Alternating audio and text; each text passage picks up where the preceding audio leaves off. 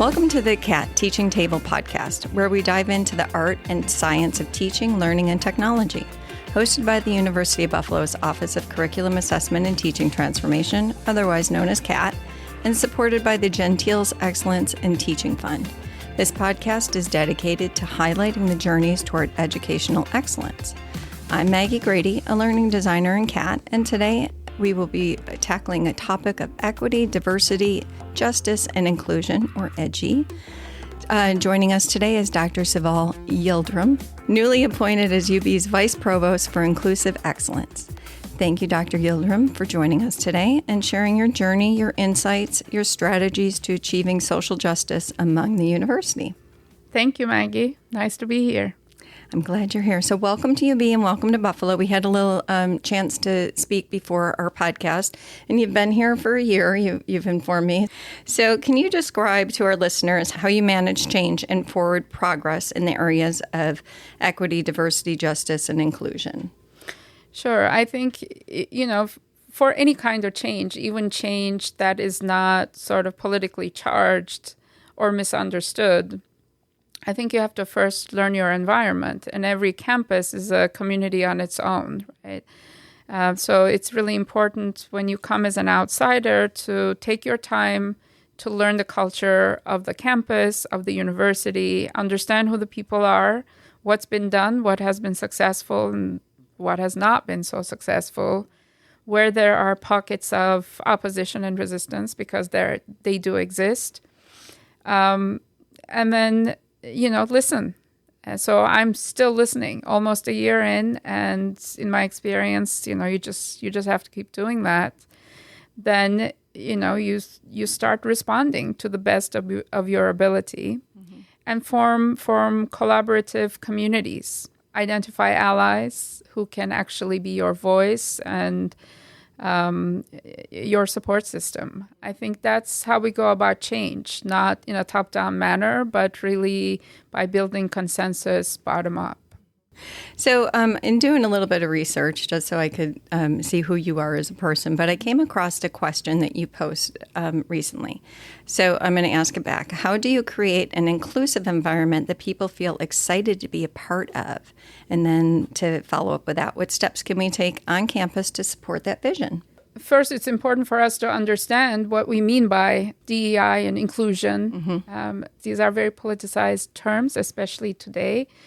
I think diversity, we have to appreciate, is just a fact, right? We're either a diverse community or we're not. These are just numbers.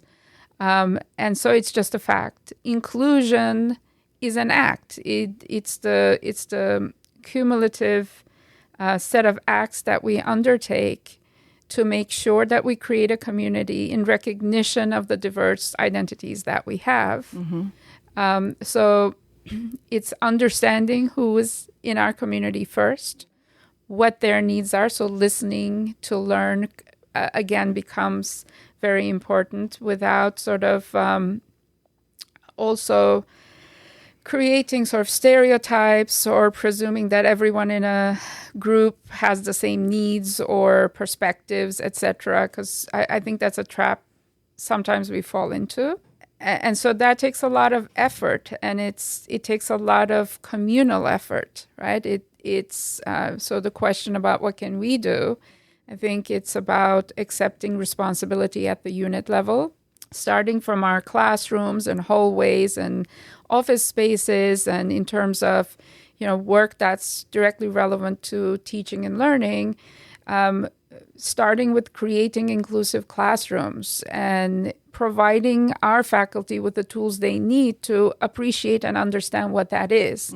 Because, we ourselves can come from diverse backgrounds.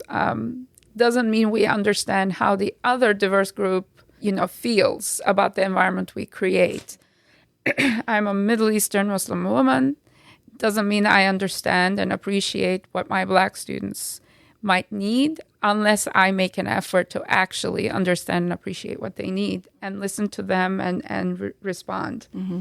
And equity, going back to the definition for DEI, equity is about outcomes. So asking, again, do our students have equitable outcomes? Are they graduating at similar rates? Are they succeeding at similar rates? Are they finding jobs at similar rates? And things like that. And so inclusion really is what makes all of this other stuff possible. So it's at the heart of DEI. It's not just the numbers we bring in. Do you have any resources for instructors and instructional support staff like ourselves here at CAT, where we have 4 learning designers, and we're always eager to help our faculty who reach out to us with different resources and strategies to help teach their classes into best practices, current trends, things like that, information on laws, legal issues related to EDGI, and I refer to it as EDGI. Sure. So, I mean, well, I'm happy to do that. I do sort of facilitate conversations around teaching and learning from an inclusion angle, right? How do we create inclusive classrooms type of thing? But we also have an institutional membership to NCFDD, which is basically National Center for Faculty Development and Diversity. And so every member of our community has access to their resources, and they have many. They have podcasts like this one. They have workshops and certificate programs, and they're all free for our faculty and staff. And where they may not be, again, this is part of the sponsorship that we provide, and we encourage, of course, always our deans and department chairs to support the faculty in those efforts. We recently also became an institutional member to the Hispanic Association of Colleges and Universities, and they also have many different professional development resources for faculty and staff geared towards creating inclusive spaces for Hispanic students, which is one of the largest minority groups that we have on campus. And I foresee that group sort of growing. And every other institution I served at before was a Hispanic serving institution. So I was very happy to come here. And one of the first things I did was make sure that we are institutional members to the Hispanic Association of Colleges and Universities. So they offer many, many different opportunities as well. Yeah. One of your focuses is to recruit and retain faculty and students from underrepresented groups, promoting inclusive pedagogy in classrooms, and building high school to university pipelines. Can you explain to our listeners the efforts that you are making towards that to ensure success? I think faculty diversity often is not discussed as in a highlighted manner as it should be, because as we bring in an increasingly more diverse student body, we have to have representation of that in our faculty. And that is not always easy to achieve in R1s because our focus is not always there. I'm really happy to see both our provost and our president are absolutely committed to that. And I had the pleasure of talking to our incoming faculty this year at the faculty orientation. And there are about 140 some of them, and 110 some of them are tenure track faculty, tenured or tenure track. And it was an incredibly diverse group. So that to me is very, very exciting. It's also an exciting time because on the faculty side, we have 2 programs in my office that we have kind of revamped. One is just at UB. It's called Vital, where we bring doctoral students of color or from doctoral students from marginalized communities to our campus for 4 or 5 days, where they get to meet the departments, present their scholarship, get to meet each other. We give them guidance on how to enter the job market, etc. That's not really pipeline in terms of we don't expect everyone will be hired here, and we make that clear to them because not every department that brings them here can actually hire them. But it is a service that we provide to the academic community at large because they get to know each other and they get an appreciation for what the job market will be like, because that's not the easiest experience. We're also collaborating with SUNY, and they have a new program called Prodigy Plus, which is a postdoctoral program. And SUNY and UB were basically sharing the costs of the program. And this year we have 4 postdoctoral candidates joining us as Prodigy scholars, and we hope to bring more of them. Now, that is definitely a pipeline program, because if everything goes well, we will have open tenure track lines available for these faculty of color, future faculty of color on our campus.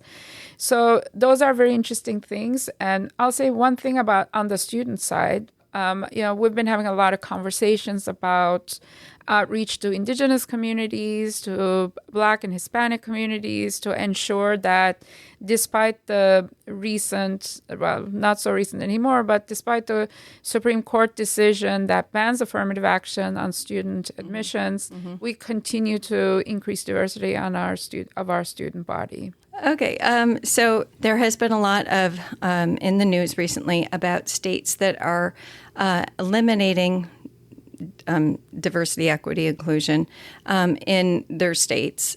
And so are there any changes on the horizon that might impact our work here at UB? So I think in New York State, we're lucky to be in I will call it a reasonable region where, difference is not seen as a threat.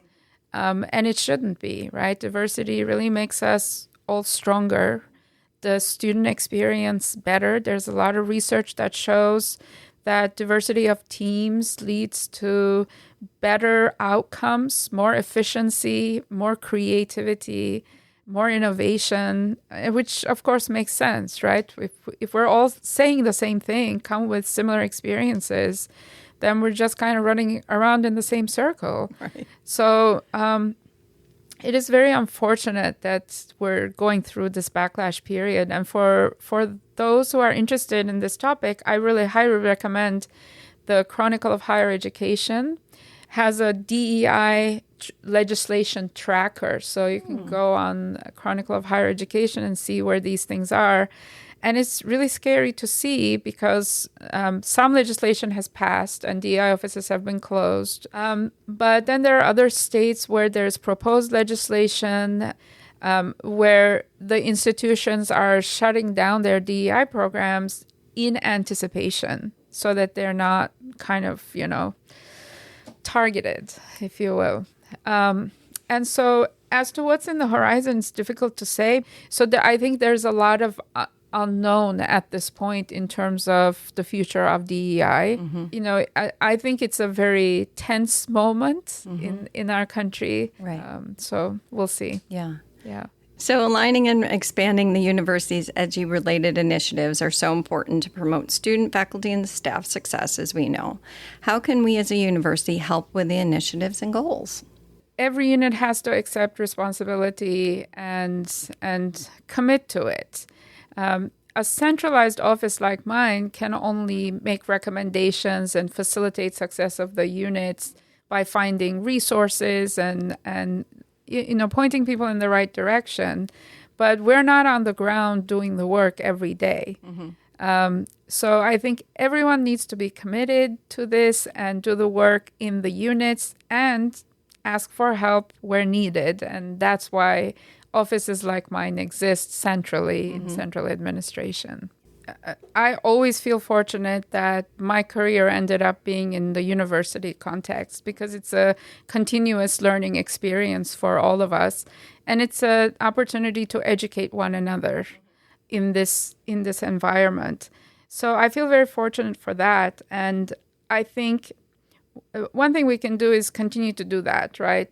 Listen to one another again, to hear one another, not just to sort of fulfill what we already think as truth or our presumptions, but really try to learn from one another. I encourage everyone to engage in these opportunities.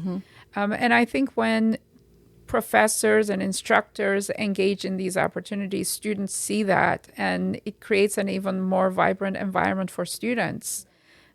where they see, their professors engage with one another, hopefully in civil discourse. And I think that's how we support one another, keeping an open mind, exercising empathy and compassion for different viewpoints, trying to understand where we all come from. Yeah. Always a good start. Each of us can make a difference, so I'm a firm believer in that one. So thank you, Dr. Yildirim, for sharing your journey and your insights. Your story is a powerful reminder that the right approach, proper education, and a supportive environment will help to achieve diversity, equity, inclusion, and that can be closer for us at UB. Do you have any final thoughts that you would like to share with our listeners?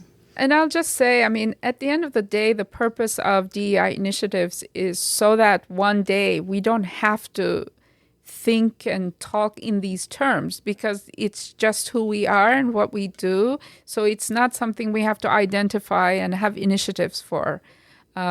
Classes are inclusive, so we don't have to provide tools to anybody. And it's kind of second nature, right? Mm-hmm. So, it's like, you do research if you are a tenure line faculty. You don't have to kind of make a big deal about that. And so the hope is that someday DEI will be that. And I think, there's certainly the commitment and a strong foundation at UB, regardless of what happens nationally and whatever we may be subjected to nationally, hopefully we'll be fine.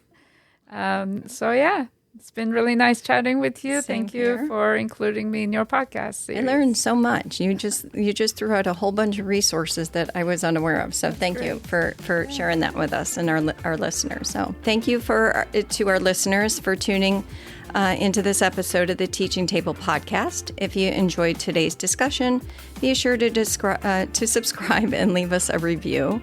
We'll be back soon with more conversation on teaching, learning, and technology. And until then, keep exploring new ways to reach and inspire your students and your faculty. As always, be sure to connect with us online at buffalo.edu/CAT. That's CATT, or email us at ubcat@buffalo.edu.